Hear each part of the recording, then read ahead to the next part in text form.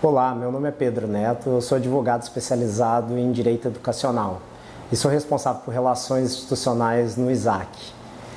Estou aqui hoje para conversar um pouco com vocês sobre a importância da gente conhecer o perfil financeiro das famílias com que nós estamos matriculando nas nossas escolas, né? Todo ano, na hora que a gente vai se preparar para a matrícula e para a rematrícula, quando a gente se compromete com uma família, quando a gente assina um contrato de prestação de serviço educacional com essa família, a gente firma um compromisso de prestação de serviço por um prazo de um ano, né, por todo o ano letivo. E aí a gente divide esse valor total da anuidade escolar em várias parcelas, né? Algumas localidades 12, em algumas outras 13 parcelas, mas via de regra sempre isso, 12 ou 13 parcelas, que são as mensalidades escolares.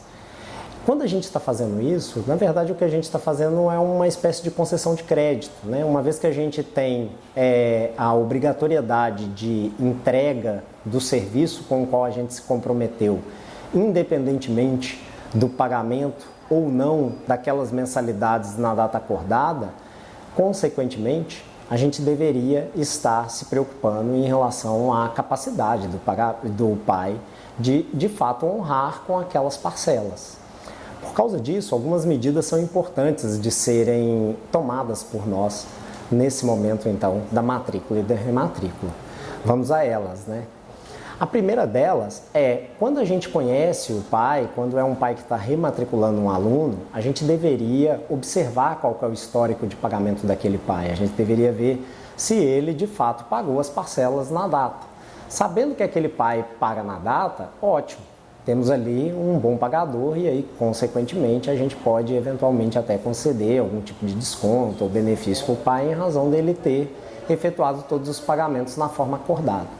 Quando a gente, por outro lado, está com um pai que apresentou algum tipo de dificuldade de pagamento, etc., e eventualmente ele todos os anos traz aquela dificuldade de pagamento, aquilo de alguma forma vai impactar o fluxo de caixa da escola, vai atrasar o momento de recebimento daquele valor e, consequentemente, vai trazer um ônus financeiro para a escola, que vai ter que tirar o recurso de algum outro lugar para cobrir aquele buraco gerado por aquele inadimplemento.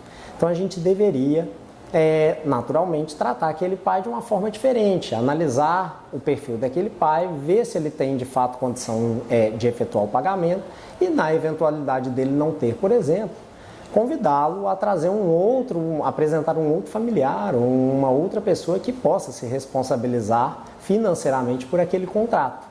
E aí, naturalmente, a gente teria uma segunda pessoa como responsável por aquele aluno também, responsabilizando-se por aquele pagamento.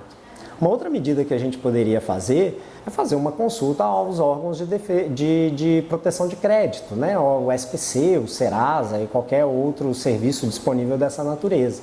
Ao fazer essa procura, a gente vai ver um pouco também do histórico e da capacidade de pagamento daquele determinado responsável financeiro. Da mesma forma, identificado algum tipo de ônus, a gente deveria chamá-lo para uma conversa e convidá-lo a trazer um outro responsável para efetuar aquele compromisso junto à escola. Uma outra possibilidade ainda é fazer a consulta nos órgãos dos tribunais de justiça do Estado. Então a gente pode entrar no site, uma consulta gratuita que a gente pode fazer em nome daquele determinado pai que está querendo matricular o filho lá na escola. E se a gente identificar que ele tem alguns processos de cobrança, de execução, onde ele esteja sendo cobrado por algumas outras dívidas, da mesma forma, chamá-lo para uma conversa e tentar alguma solução, como, por exemplo, o outro responsável financeiro que possa assumir aquele determinado compromisso. Por último, mas não menos importante, a gente deveria fazer um bom contrato de prestação de serviço educacional com aquele pai. E prever, né, em contrato algumas condições, tais como a possibilidade de negativação do pai após determinado período de atraso e também a possibilidade de cobrança extrajudicial ou mesmo judicial daqueles valores devidos pelos pais na hipótese de inadimplemento, com acréscimo de honorários advocatícios e as demais despesas inerentes ao processo de cobrança. Mas esse assunto fica para uma próxima ocasião. Até logo, pessoal!